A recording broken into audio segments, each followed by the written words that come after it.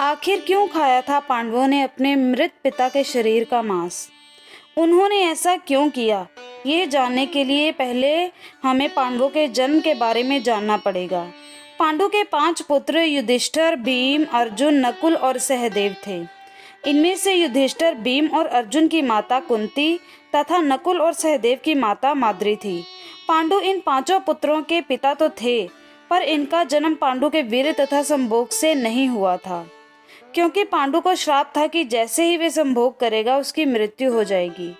इसलिए पांडु के आग्रह पे यह पुत्र कुंती और माद्री ने भगवान का आह्वान करके प्राप्त किए थे। जब पांडु की मृत्यु हुई तो उसके मृत शरीर का मांस 5 भाइयों ने मिल बांटकर खाया था। उन्होंने ऐसा इसलिए किया क्योंकि स्वयं पांडु की ऐसी इच्छा थी। चूंकि उसके पुत्र उसके वीर से पैदा नहीं हुए थे, इसलिए पांडु का ज्ञान कौशल उसके बच्चों में नहीं आ पाया था। इसलिए उसने अपनी मृत्यु पूर्व ऐसा वरदान मांगा था कि उसके बच्चे उसकी मृत्यु के पश्चात उसके शरीर का मांस मिल बांटकर खा ले, ताकि उसका ज्ञान बच्चों में स्थानांतरित हो जाए। पांडवों द्वारा पिता का मांस खाने के संबंध में 2 मान्यताएं प्रचलित हैं।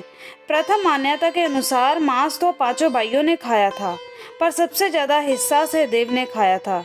जबकि एक अन्य मान्यता का अनुसार सिर्फ सहदेव ने पिता की इच्छा का पालन करते हुए उनके मस्तिष्क के 3 हिस्से खाए।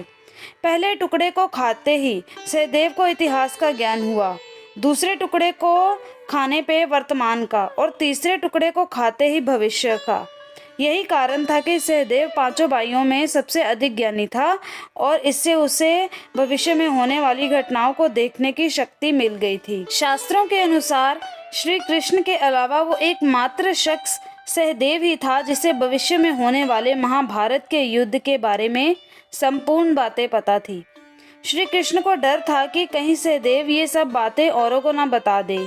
इसलिए श्री कृष्ण ने सहदेव को श्राप दिया था कि यदि उसने ऐसा किया तो उसकी मृत्यु हो जाएगी।